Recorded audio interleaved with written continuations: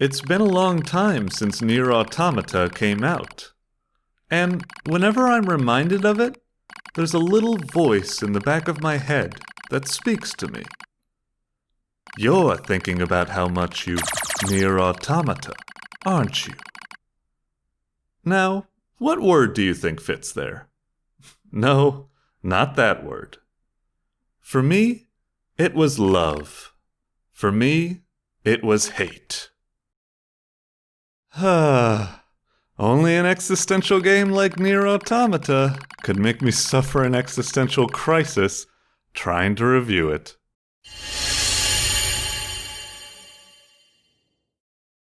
As a longtime fan of Platinum's stylish action games, and a longtime fan of Yoko Taro's crazy stories all the way back in Drakengard and NieR, I was absolutely ecstatic when NieR Automata was announced. Das ist kein Drakengard. Nein, ja, das ist fucking Yoko Taro, Mann! Und das ist das... Halt der Fresse! What? And in a way, I think they nailed it. There was so much I loved about NieR Automata. The crazy existential story with all sorts of philosophical twists and turns, the cool and beautiful characters with elaborate arcs, the fluid and exciting combat both on the ground and in the air, the sheer amount of interesting content and lore nuggets scattered around the desolate, yet gorgeously rendered world, all wrapped in the most incredible soundtrack I've ever heard, continuing the legacy of glorious music from both NieR and Drakengard.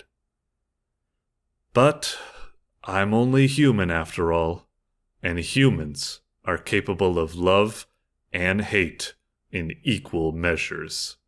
And in my experience with NieR Automata, there was just as much that I hated about the game that I loved about it. Maybe even more. It's fascinating, don't you think? What could possibly drive such behavior? An unfocused, unbalanced difficulty that only served to confuse me on the intended experience, a complete refusal and ignorance of gameplay in the story to focus on the more set-in-stone script they wrote, crowbarred-in RPG mechanics that complicate the encounter design for no good reason and shatter immersion, and repetitive, unevolving gameplay that you're forced to repeat not just once, but multiple times for a full playthrough. Are these issues unique to NieR Automata? No. Were the issues prevalent enough to make me stop playing the game? No. But does this mean that, despite my complaints, I loved the game deep down enough to finish it? Or was I just blinded by hope, admiration of Yoko Taro, and popular opinion that I fooled myself into believing I had not wasted my time? With this video, I've dedicated myself to unraveling this riddle, this bipolar nightmare of love and hate, to figure out where I actually stand. I've always had a love for game design and directors like Yoko Taro, who try to push the video game medium in new directions with their experimental designs, to create experiences that cannot be replicated in other forms of media, like books or film.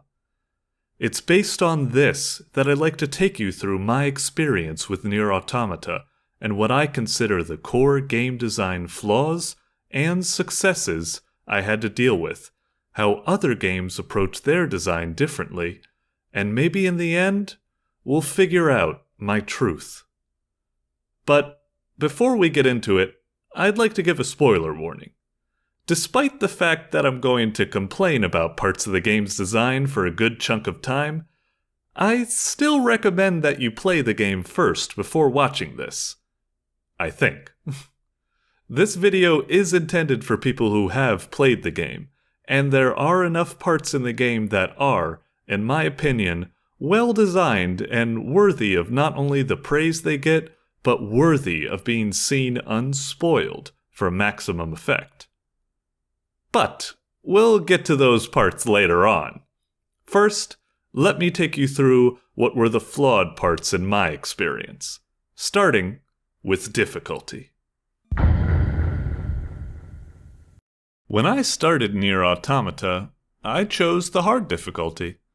This wasn't because I'm a hardcore gamer or anything like that, but rather I was excited about the Platinum-style combat, and I felt I'd have a more ideal experience if it was challenging, as their games usually are. While not every game has to be challenging, I believe that difficulty is a core part of the design, a unique and integral tool in a game designer's kit that can and should be utilized to create the intended experience. Consider a game like Resident Evil 2. If you play it on easy or normal, you could just blast everything in sight. But if you play it on hardcore, the limited resources force you to strategize, to plan routes, to shoot to stun, and so on, creating, to me, the intended survival horror experience. So, it was with this mindset that I went into the game on hard. And then promptly died in the intro. And then I was back on the main menu, and I'd have to do that whole long segment all over again.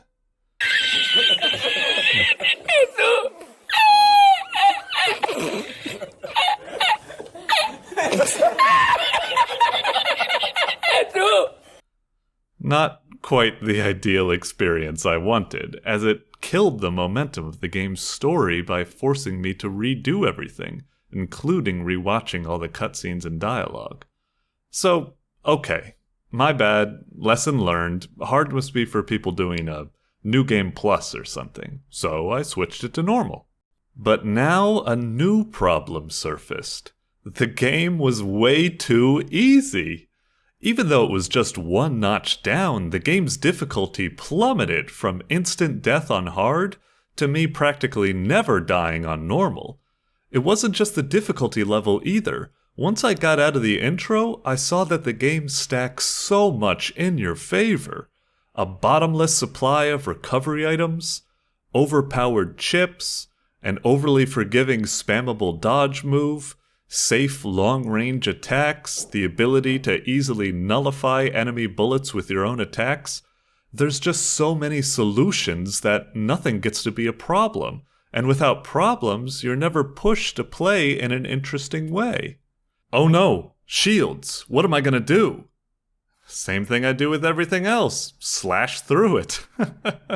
Unfortunately, I didn't need to learn any of the really cool hidden combos in the game because enemies didn't put up enough of a resistance to warrant it. Similarly, chipsets could have been an interesting way of letting me be creative with building my character to shore up my weaknesses, but I just picked the same overpowered chips that everyone else picked, because why wouldn't you? Seriously, I felt bad for all the bosses I fought. The designers put so much work into giving them unique patterns and intricate movesets, and I could just turn my brain off and mash my way through while guzzling potions. Nothing matters anymore! Big whoop, you might say. Just play for the story. But for me, gameplay is a part of the story, and the story was degraded due to the lack of challenge in gameplay, as it ruined any sense of threat that these bosses were supposed to represent. You cannot defeat me, child. I am much too powerful for this world. So, I was stuck in a real Goldilocks situation. Sure, I could switch the difficulty mid-game, but why and how am I supposed to police the difficulty? Either I play on hard, where the combat is challenging and fun, but the story pacing is ruined by constant deaths and punishingly long restarts, or I play on normal, where I never die and never have any fun in combat, but at least the story keeps its momentum going. Either way seemed bad, but I chose what I felt was the lesser of two evils and went with normal, drudging through mediocre gameplay to get to the cool story bits. And while that worked and got me through the game, and I understand that everyone has their own preference for difficulty, I wish it was designed better so that the story and gameplay were in sync instead of working against each other. I felt like the difficulty was unbalanced and needed to be addressed, as it would not only lead to more appreciation for the cool combat, but it would enhance the story as well by making the player focused, by making threats actually feel like threats, and victories feel more satisfying. And there are all sorts of little changes that I think could be done. For example, NieR Automata could take a cue from Monster Hunter by not only limiting your healing items to a small amount, but also imposing an animation to take them, removing the ability to just mindlessly face-tank your way through bosses by guzzling down a potion at any instant. I also feel like you can't appreciate the bullet patterns when the game lets you nullify them so easily with basic attacks. Instead, by only letting you nullify bullets with emergency special moves like bombs, bullet hell games like Hellsinker create a wonderfully beautiful and exciting ballet of offense and defense where you weave through the bullets while you fire back. You can actually see some of this design in the hacking segments for NieR Automata. Not only did I enjoy the chiptune music for those segments, I enjoyed the fact that you couldn't nullify all the bullets and there was no healing, meaning I had to be focused. But I think more so than those little changes, I feel there is a bigger issue to address. The designers don't make it clear enough what the ideal difficulty is. I know many of you are probably saying, it's normal difficulty, just like with any game. But look! Even the game itself is not sure, stating the standard, most enjoyable difficulty. Probably. And for the other difficulties, it mainly just talks about auto chips and lock-on, stuff we don't even know anything about yet, so how would we know how that would affect anything? Multiple difficulty options are as much a blessing as a curse when you consider the huge amount of "what difficulty do I play on?" posts for all sorts of games that have these options, and NieR Automata is just another one where you get nothing to make an informed decision. When I start a game and it has a difficulty slider, it makes me feel stupid to begin with, because I'm like, which one should I actually be doing? Yeah. Like, even if it says hard mode, it still might be too easy. It might not be hard, yeah. And I'm just like, this is stupid. They should just not ever do that. It's always weird to think about it too, because you want to figure out in your mind when you're picking a difficulty, like, okay, well, what is the intended way to play this game then? Which one was the one they were probably like designing around? Yeah. Because sometimes they design around hard mode. Sometimes they design around the normal mode. Like, it's hard to figure out how you should even pick that sometimes. There are many examples that NieR Automata could learn from to create a better onboarding process, to instill confidence in a player that they're getting the intended experience. Halo, for example, is much more confident in stating that its hard difficulty, heroic, is the intended difficulty because it wants you to be challenged. Celeste, while allowing you to use assist mode to make things easier, does so with a long message stating that they don't recommend it as it can ruin the intended challenge, to only use it if the game is completely inaccessible otherwise. With games that are fine in separating their story from their challenge, you have Deus Ex and God of War, with their easy and hard difficulties being replaced with give me a story and give me a challenge respectively. And finally, many games remove the confusion from difficulty selection by not having a difficulty selection at all, and this does not even necessarily come at the cost of reducing accessibility. Take Dark Souls as an example, which, while only having one difficulty, offers ways to tweak how hard the game is by using different classes, summoning friends to help, and leveling up for more power. Or how Resident Evil 4 and God Hand dynamically adjust their difficulty on how well you're doing to keep you in the ideal flow state.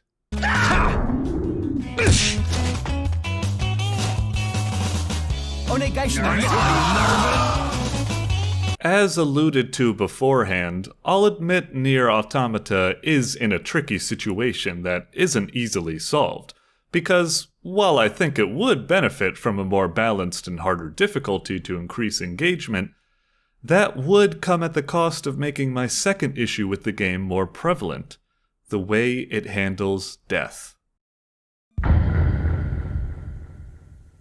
While most games are fine with treating death as a retry, a rewind, a that didn't happen. Wait. That's not how it happened. No. I did not die in that battle. Let me begin again. I really appreciated how NieR Automata tried to go the extra mile to treat death as canon, as part of the story, instead of scrubbed from it. It largely emulates the death mechanics from Dark Souls, where when you die, you're rebuilt as a clone, leaving behind your original body as a corpse where you died. No rewinds. But while I like this implementation in Dark Souls since it was built around it, I found that NieR Automata's implementation was, for me, half-baked. Now, whenever I died out in the open world in NieR Automata, everything was hunky-dory. I'd go back and retrieve my corpse, and everything would pick up where I left off for the most part. Made perfect sense with the established rules in the story, and seeing not only my corpse but others littering the ground was a nice touch that really drove home the whole disposable soldiers aspect of the story for me. However, whenever I died to a boss fight, the number one cause of deaths, it just raised a lot of questions. For example, why when I died to Adam and Eve in the alien ship and then came back from being rebuilt, did they act like it was our first time meeting? Why did they feel the need to reintroduce themselves and start their long speech all over? I could understand 2B and 9S repeating themselves because maybe their memories weren't uploaded to that point, so they lost it when they were cloned. But Adam and Eve shouldn't be suffering any memory loss, so why are they repeating? I mean, my body's on the floor. We've clearly done this before. You don't have to introduce yourself anymore. I'm sure you can laugh and say I'm overthinking it, but that confusion happened to me several times over my playthrough. It just felt like NieR Automata didn't go far enough in their implementation of death as canon to keep everything logically consistent. Other games have found great solutions for this kind of situation. In Shovel Knight, a boss will introduce himself when you first meet him, yes. But whenever you die and then come back for another fight, they skip the introduction and instead get right to business. Similarly, in modern Rockstar games like Red Dead Redemption and GTA 5, whenever a conversation is interrupted, it doesn't start it back from the top. They continue where they left off with a quip, like, "Now as I was saying." Like I was talking about. And, of course, in Dark Souls, the system they emulate closely, the bosses are guardians that either stay silent or show that they know the whole resurrection deal, so it makes logical sense that they continue to stand guard even when you die and come back. Leave us, we, Ashen One, sweep all thought of us from thy mind, as thy kind always have. Speaking of Dark Souls, there was also the issue of death not replenishing your inventory. For some reason, despite the fact that you're rebuilt based on the last save version of yourself, your inventory was an exception to that, and would remain the same as it was when you died. This meant that if you rely on healing items but you just used them all in your last attempt, then you could be all out and not able to retry. Even worse, there are many instances in NieR Automata, such as when the resistance base is attacked, or when you're in the tower, that you're locked in and unable to retreat to buy items, leaving you up shit creek without a paddle. Look no further than Dark Souls for the solution to this. In that game, your healing items are always replenished so you can get right back into the fight, and you're always respawned in an area where you can retreat to change up your strategy when necessary. There's no good reason the game should force you to quit out and reload your save if you want to get your items back. There are some games like XCOM which use early deaths to prime you for failure, to let you get a feel for the consequences and inevitability of death. I can understand if this was the reasoning behind making dying as 2B in the prologue so punishing. It's getting you ready to suffer the same consequences later on if you don't treat your life carefully. But then why does dying as 9S in his prologue just start you back up from a checkpoint?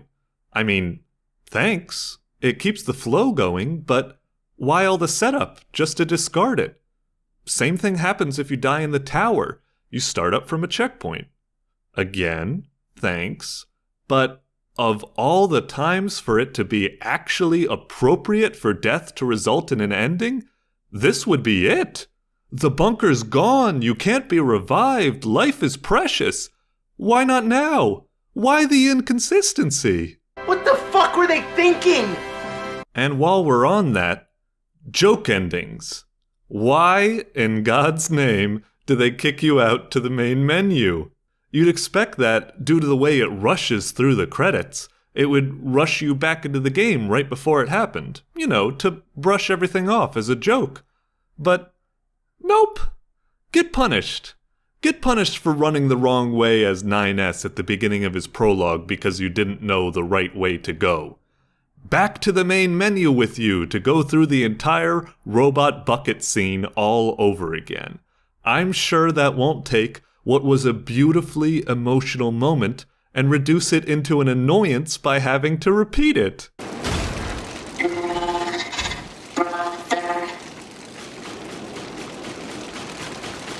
In general, it seemed like NieR Automata had too many cinematic aspirations and was a bit too heavily scripted to account for events in gameplay, such as death.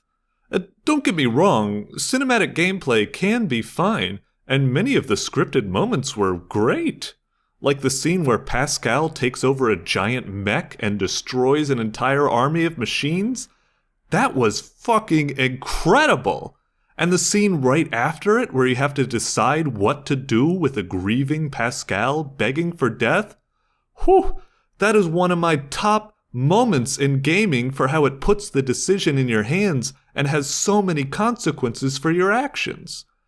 It's unfortunate then that part of my memory of that great moment is tainted by the fact that I died in the giant robot fight and then had to redo everything, killing the flow and punch of the emotional moment by having to do so.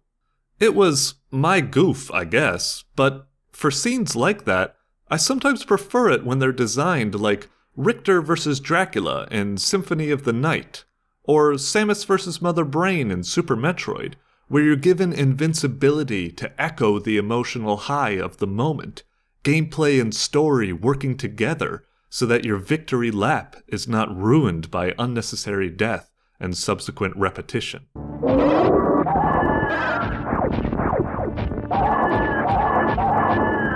In the end, NieR Automata might have benefited from not being an action RPG at all. I know it sounds drastic, but part of game design is to pick the best genre to deliver your story in, and if so much of the action is scripted, and dying is so detrimental to the pacing and internal consistency of the story, then perhaps the game should have been made in a more safe, linear storytelling genre to fit better. Like a visual novel, for example, of which there are many cool sci-fi and existential ones that I like, such as 999 and Steins Gate. And heck, the series already shows it has great chops for this. And as for the RPG side of action RPG, well, that is its own can of worms. Using RPG mechanics in a game that traditionally doesn't have them can have a lot of positive effects.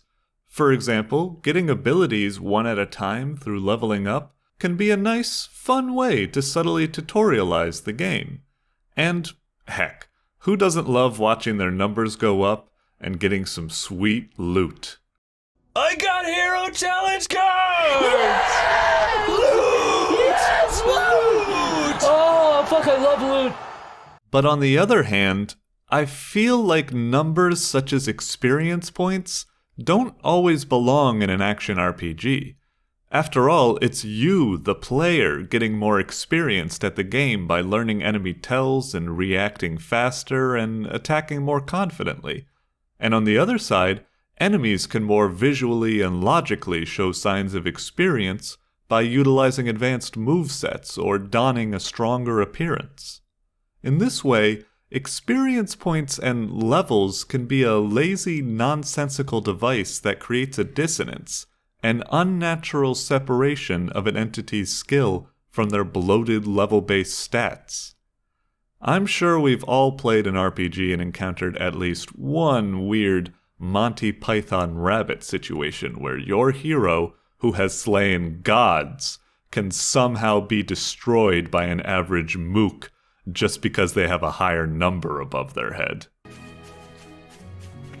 Holy oh.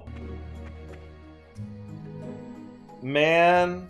Experience points and levels can work if the game flows with them, grows with them.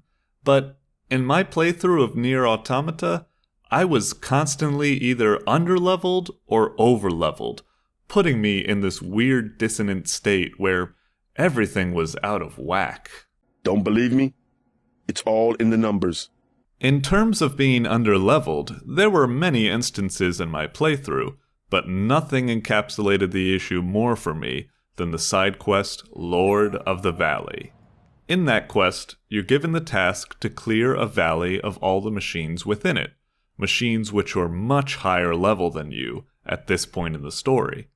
One machine in particular, the main target, is so much higher level than you that you can only damage it for a pitiful amount. Now, to be fair, I think it was designed this way on purpose. The quest alludes to the fact that the machine is suicidal and wants to die, but due to it being so powerful, it can't. And in theory, I think that's really clever to use levels to show this. But in execution, it didn't work for me. I tried, like many others, to take it down immediately despite being underleveled, but it took me forever. Seriously, like half an hour of constantly chipping away at it, and it wasn't exactly an exciting or emotional fight.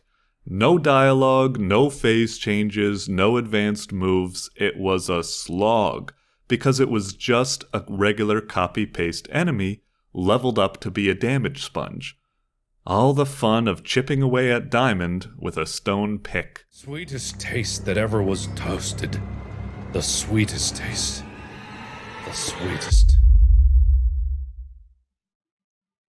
I will at least say that this side quest was very memorable in its weirdness than the many other damage sponges I encountered in my playthrough, but all the same, I felt like it would have been better if it was just designed to be reasonably difficult at any point to preserve the intended emotional weight, instead of letting levels exacerbate the situation. Despite my gripes, I do want the fight to be a little bit of an ordeal to fit the story of killing a machine too powerful for death, but being underleveled turns it into an overly long slog, and leveling up or using hacking turns it into a cakewalk, both ruining, I believe, the intended experience. On the flip side, I had a real problem in the later part of the game with being over-leveled due to me doing all the side quests and using EXP chips. I already talked about how the game was too easy for me in general, and that kind of ruined my engagement with it since I didn't need to focus. Well, being over-leveled on top of that just took any remaining semblance of challenge from the game and slammed it into the dirt. I cannot begin to tell you how weird boss fights became due to being over-leveled. You see, NieR Automata has a real thing about making boss fights very chatty affairs. And it's not throwaway chatter. They can deliver some seriously important plot points mid-fight. So, me being a lore junkie, I want to hear it all. But if I take the boss fight seriously, I can destroy them in an instant with a snap of my fingers. So, I found myself constantly pulling my punches, running away, equipping underleveled weapons, whatever I could do to make them not die before they finished talking. It was bizarre. Left behind act as if they wanted to be human. And even when the fights weren't chatty and I could go ham without consequence, it'd still be very odd. I'd go into these fights and easily decimate an entire army without breaking a sweat. Then suddenly the following cutscene shows me all tired and worn out, like my high-level self couldn't kill 1,000,000 more. So in both of these cases, I feel like RPG mechanics just serve to compromise the balance. You've got basic enemies becoming damage sponge gods, and you've got bosses becoming pathetic mooks. It's a total role reversal. Everything's topsy-turvy because of some arbitrary number over everyone's head. So that's the solution, is leveling? Okay. So it's not a game. It's a you get more numbers and then you run in and numbers him and then that's it and then you win. So it's skills. It takes skills. That's the skills of the game. There are plenty of action RPGs which aren't ruled by numbers and are better designed for it. Take the Legend of Zelda series, which uses items, upgrades, and progressively harder enemies to create that same wonderful feeling of progression without needing experience points or levels to do so. And even if you'd argue that an RPG needs numbers to be an RPG, a game can be designed to work within that so as to preserve the intended experience, such as how Destiny 2 scales its content to your level so that no matter how big your level gets, enemies still take a certain amount of shots to kill, like a traditional FPS does, so you've still got to be skilled at shooting. You can't just outnumbers everything and potentially reduce the game into boredom. This is a little bit of a digression, but I feel like NieR Automata missed an opportunity to be creative here as well. There are games like Undertale which use RPG mechanics in clever, subversive ways to drive a point home. While you're usually inclined to kill and grind in an RPG to become more powerful, Undertale brings a whole morality aspect to it with the ability to spare enemies, despite it making the game more difficult by doing so, since you're not leveling up. Vampire does a similar take on it as well, where, while indulging in killing people to drink their blood might make you more powerful and able to fend off the ever-increasing threats, you feel like a right bastard for doing so. Both of these games create interesting moral dilemmas that are powerful, because they're not told to you, they're shown to you in gameplay. It subtly drives home the point that evil is tempting because it's easier than being good. When I played NieR Automata, my mind was blown when I did the side quest Jackass's Research. In it, Jackass discovers, from watching you fight, that androids have a hidden, programmed inclination to kill because it releases chemicals that make them feel good and blind them from the moral repercussions of it. At the end, you're given a drug containing those chemicals, which you can use for great power and pleasure at the cost of mental instability. I was like, whoa, is this what I think it is? That experience points are the feel-good chemical? That just like how Yorha dupes androids into fighting a war by injecting chemicals into them, I've been duped into killing peaceful machines because I can't resist the drug-like pleasure I get from leveling up? That, despite me wanting to be a pacifist at the start of my playthrough, I'm a bastard who's all talk, because I ended up killing machines all the same just to complete a quest. You enjoy all the killing, that's why. Holy shit! Is this what the game is implying? No. No, it isn't. At all. experience points and levels exist, and I quote from Yoko Taro himself, because this game is an RPG. All that happened in Jackass's quest is I got told that, oh, war is bad and endless and we need to do drugs to get through these hard times and so on and so forth. And that's nice, but I never felt it on a personal level because the game did nothing to show this to me through gameplay.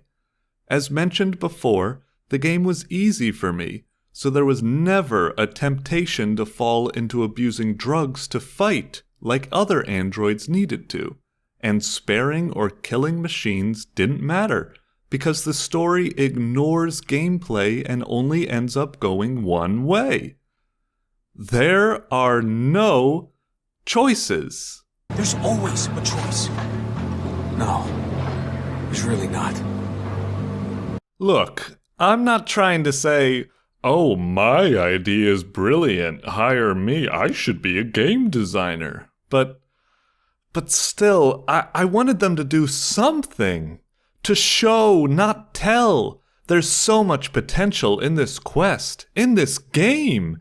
They had everything set up for an absolutely shocking revelation, and it was right in Yoko Taro's strike zone, examining violence in video games. And all that came of it is I got a little drug that makes my screen go wibbly wobbly if I use it. Like, what the fuck? You had the T-ball set up. All you had to do was just whack the ball off.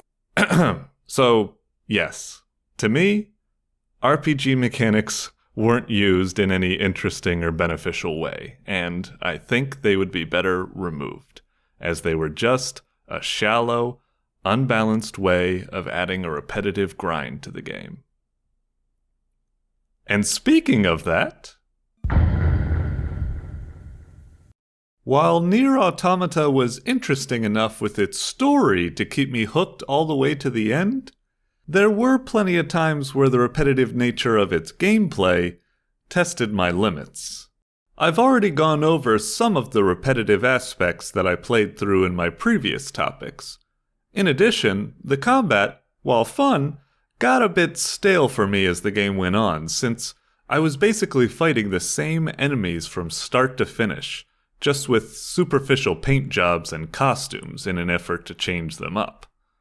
Similarly, much of the overall gameplay for me was, pardon me for being reductive, running circles around the same few locations I'd been in the entire game, and either listening to people talk, or watching a cutscene of people talking, or fighting while people talk. If I were to sum it up, the whole game was essentially the Romeos and Juliet side quest. Fun to watch and read, sure, but what's the gameplay except walking over to it to then sit and watch? I don't really know what the point of this is. Like, what's the point? I feel like I'm just watching a movie.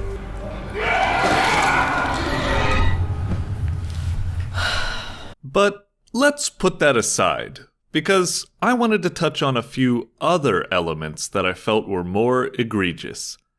That being the story having multiple routes and endings. Now look, this wasn't my first rodeo. I've played Drakengard, I've played NieR. I know that these games all like to use this whole you gotta play it multiple times to get the real ending business. And I know that, for people who love this game, the only thing they love more is to call out people who only play through to the first ending of the game as thick-skulled Neanderthals. And I know, technically, that comes from a place of love, a place of wanting to help people get the full experience. But that doesn't make it right. You can't complain that people find something confusing when that very thing is intentionally designed in a confusing manner. That's not how good game design works. In the words of Mads Mikkelsen, don't hate the player, hate the badly designed game. Simply put, I don't think there was a good reason for NieR Automata to A, repeat so much content, and B, end the game when the game was clearly not over yet. My main gripe is with Route B, the second playthrough as NieR, which started out well for me with all new scenes and gameplay, but it didn't take too long for it to end up making me repeat the same stuff that happened before, because NieR and 2B are together for a majority of the time. In the end, the only new content in the entire route was just a very small amount of solo NieR scenes, a couple of quips here and there, and a few weird cutscenes around bosses. There were some new side quests as well, yes, so there was an attempt to add variety to reduce repetition, I'll give them that, but I just didn't see why NieR Automata couldn't have just used some text transitions or fast forwards to get to the new important stuff, especially considering that's exactly what they do for the third playthrough. They don't make you play through everything all over again for that, thank goodness. Like, I do think there was potential in making the player do a whole repeat playthrough as NieR, but they didn't make the perspective shift dramatic enough to warrant it for me. The issue I had is that, while the story seems to imply that 2B is the ignorant, loyal soldier, emotions are prohibited. Sorry, ma'am. And NieR is the clever, rebellious truth seeker, You're getting distracted. Well, what do you expect? I'm a scanner. Combat was never meant to be my forte.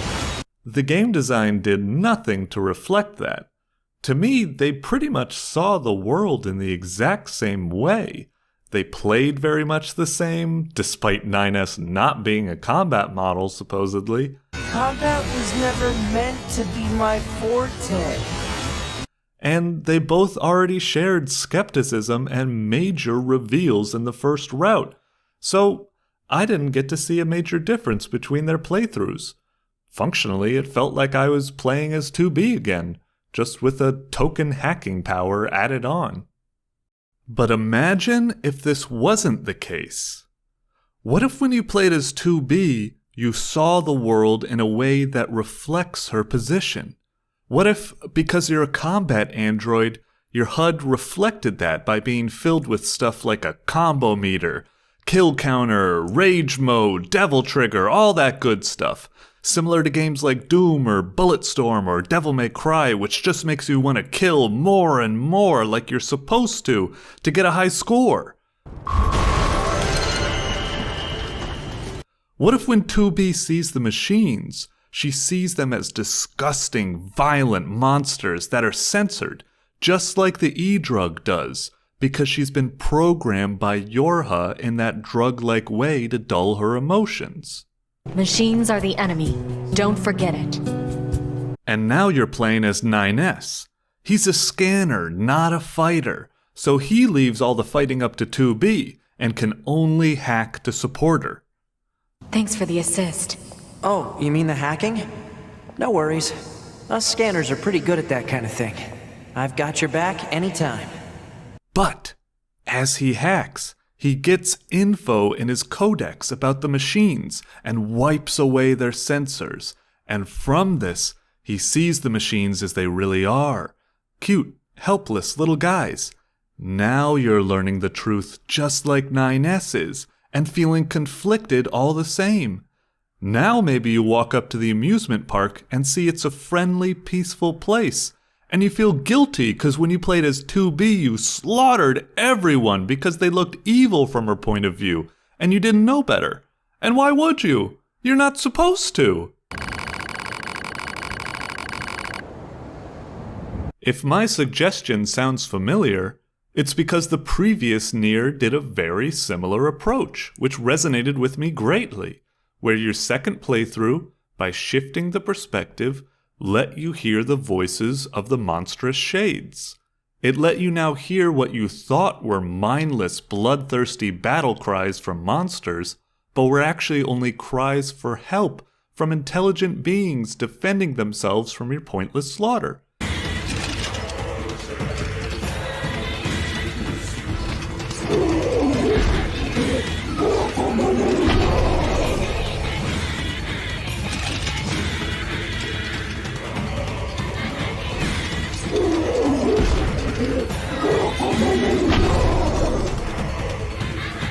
I didn't mind playing NieR a second time because it was so revealing in that route, due in no small part to how effectively it deceived me in the first route. The game was designed in such a classic RPG fashion, and the shades were so monstrous and unintelligible, it was easy for me to be deluded into thinking of myself as the hero on a noble quest to save my family from these savages. Stay away from my daughter. In comparison, as I stated before, I started NieR Automata as a pacifist almost immediately because it could not stop dropping hints that these cute, innocent-looking machines who can speak to me are obviously not as evil as Yorha makes them out to be.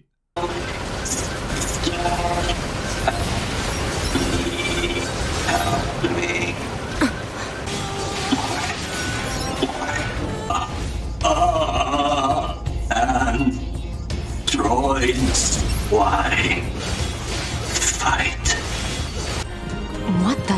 Wow, this is weird. Let's be happy together. That machine had some pretty weird things to say, huh? It's almost like it had actual emotion. The machines don't have feelings. You said that yourself. Yeah, I guess. Despite NieR Automata having literally blindfolded protagonists, I felt way more blindfolded in NieR. And he only had half a blindfold. Knock it off. It surprised me, because NieR Automata was very good at designing and pulling off twists in other respects. I went berserk alongside 9S when he was getting his memories stolen from him. Stay the hell out of my goddamn memories! Only to realize how I just unwittingly contributed to his further descent into insanity.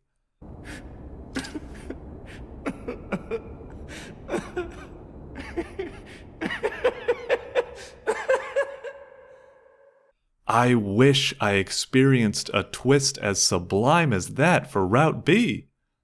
But I unfortunately didn't, which made it feel like such a pointless retread.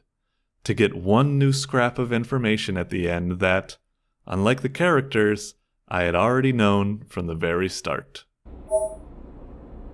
And as for ending the game and rolling credits in between routes, it's an interesting artistic touch, but like I said before, it's unnecessarily confusing. If you do something so confusing that you feel like you need to explain it with a pop-up, it might not be a good idea in the first place.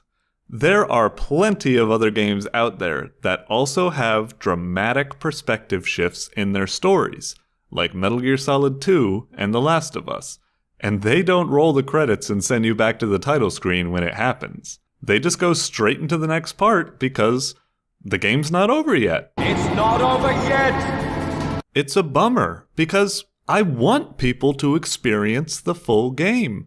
But looking at the achievement ratios and seeing the dip between first ending and last ending, I can't help but think that this confusing design choice where Route B is so repetitive and the game rolls the credits for each route contributed so much to that loss in retention.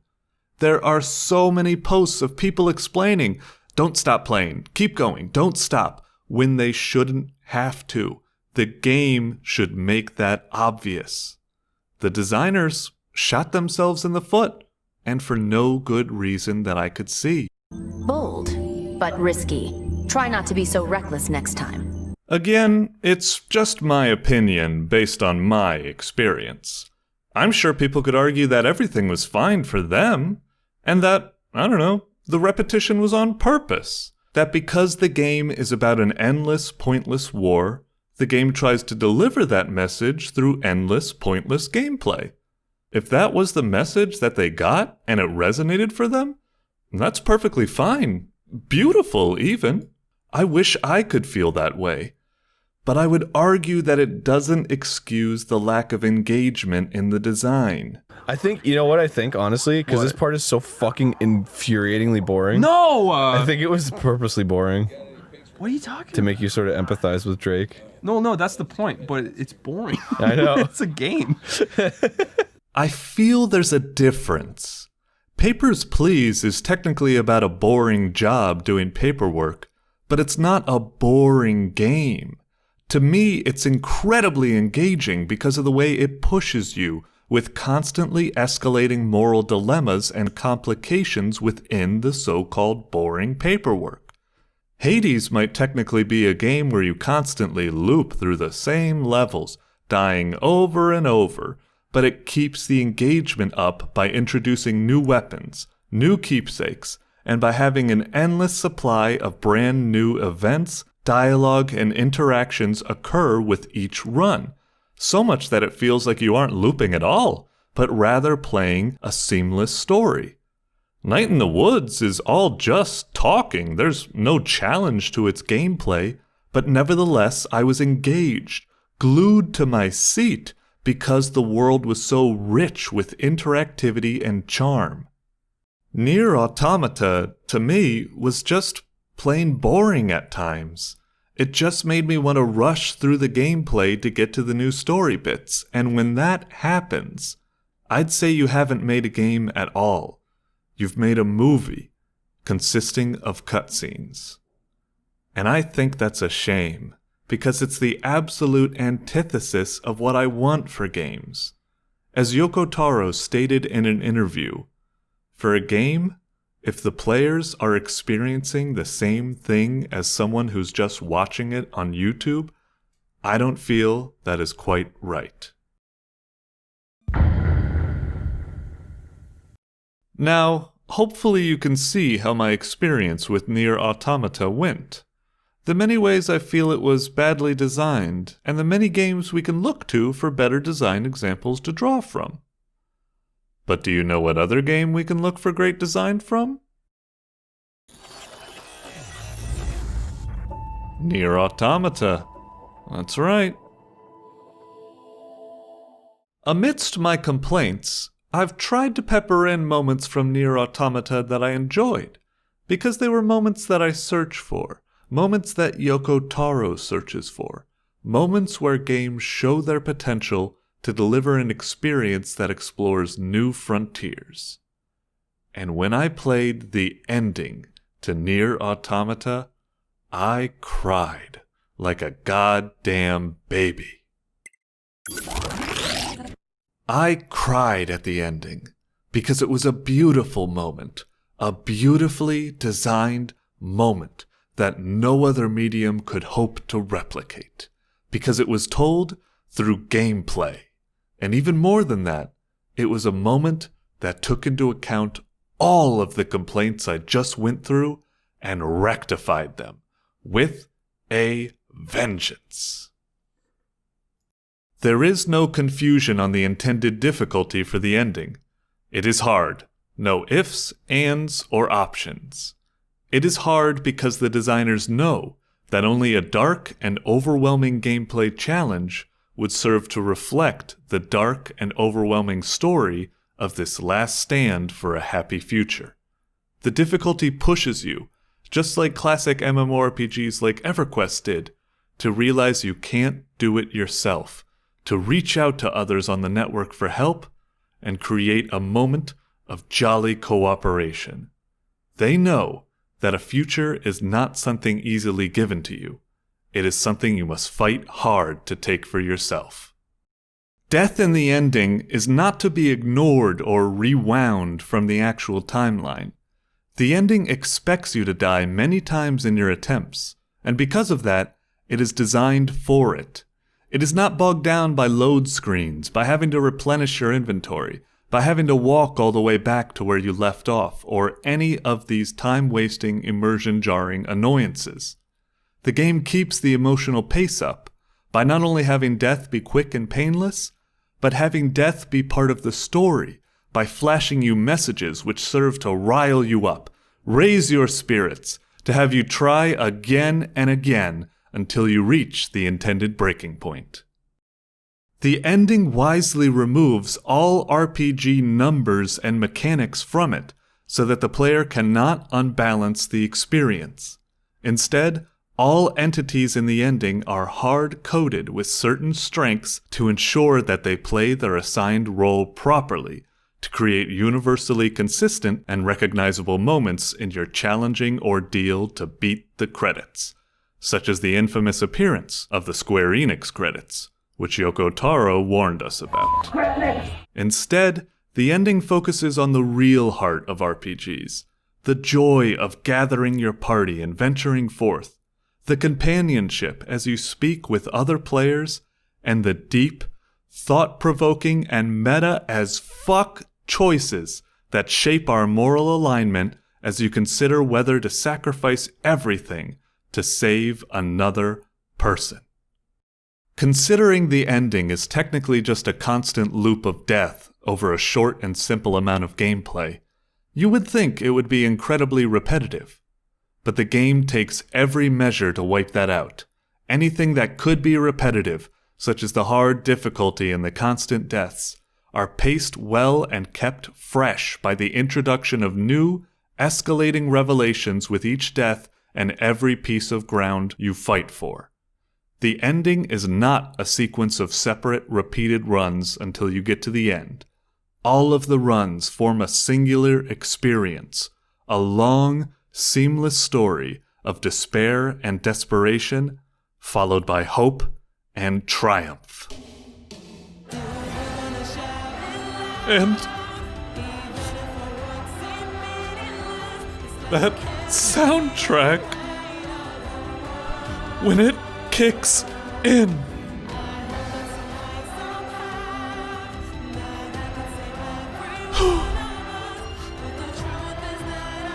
Keiichi Okabe, Mama, there goes that man.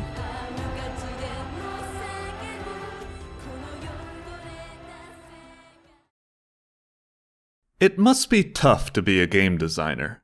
Their games, no matter how much effort or heart they put into them, are inevitably designed to be critiqued by any old schmuck like me who has the benefit of hindsight. They are caught in a never-ending spiral of creation and critique, so much that they probably wish they could kill the god that blessed them with this cryptic puzzle of a job. If it helps, I have a bit of a cryptic puzzle myself to solve. Did I hate NieR Automata? Or did I love it? I believe I loved the game. At least, I think so. I finished it after all. But as I was writing this, deciding what few core complaints and nitpicks to leave in from my long list, I wasn't quite sure. Because it wasn't the first time a game used an emotionally charged ending to try and brainwash me, to make me forget all the crap before it. So, was I tricked? Well, there are clues to support this possibility.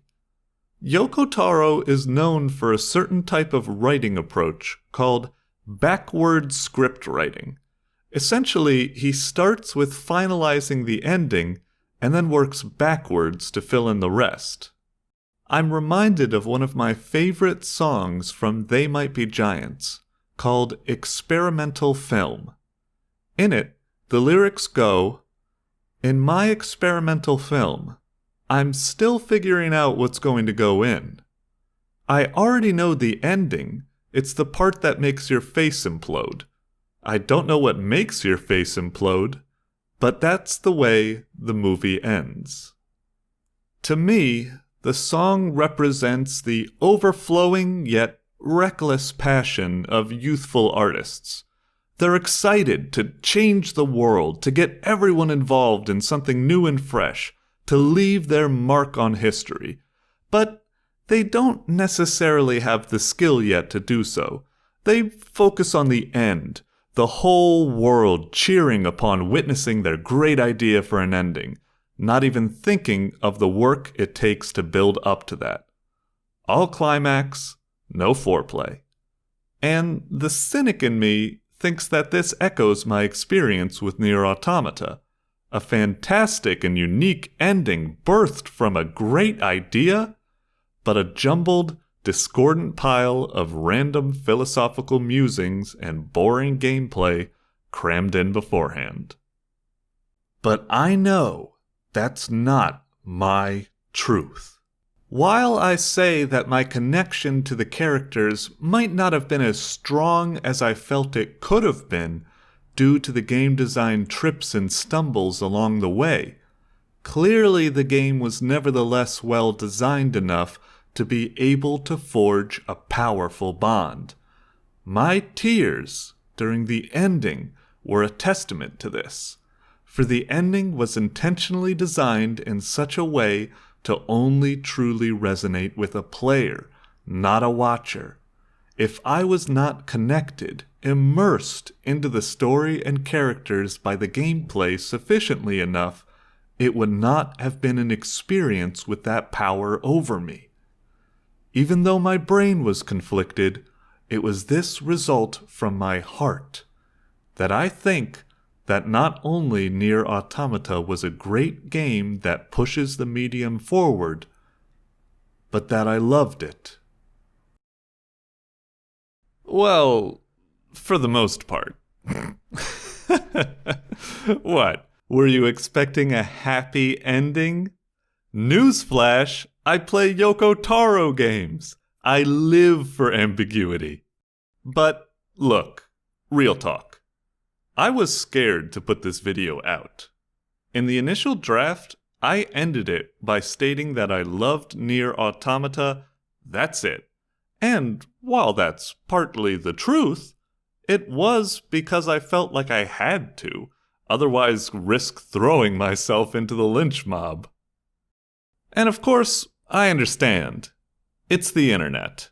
A place filled with trolls, contrarians, and thick-skulled Neanderthals. And yes, I could see how people might think that I'm being overly negative or even bullying Yoko Taro. But that's not my intention for this video. I don't want this to be a tale of one side overpowering the other, of mindlessly upvoting positivity and mindlessly downvoting negativity. The reason I love Yoko Taro isn't because he's some sort of god of game design that everything he touches turns into gold. It's because he, like many other game designers, is humble and believes in collaboration, examining and sharing both the beautiful and frustrating aspects of games. They sacrifice themselves with their experiments not for personal gain, but for a cause. While they may not break down the wall themselves, at least their attempts might form a crack to guide future generations to finish the job. And I have sympathy for Yoko Taro. He's gone from a small cult hit to a multi-million-dollar success. While that's nice, fame isn't. It means increased expectations for a hit, increased pressure from publishers and fans, and consequently less freedom to explore and experiment. My dream, my hope for this video, which mostly slams NieR Automata while celebrating other games, is to have Yoko Taro rest assured that the weight of the world isn't on his own shoulders, because we're all here to carry it together. The data transmissions, they're resonating with each other. If you think my love sounds a little twisted and I didn't get that across, That was a bit aggressive, don't you think? well, I'm only human. And being alive is pretty much a constant stream of embarrassment. And, okay. With that, here's the happy ending. I wasn't hyped to play NieR Automata because I thought it was going to be the perfect game. I was hyped because I knew it was going to be a weird game for weird people like me. And unlike the unskilled youths I spoke of earlier, Yoko Taro, for his weird experimental game, made an ending that made my face implode.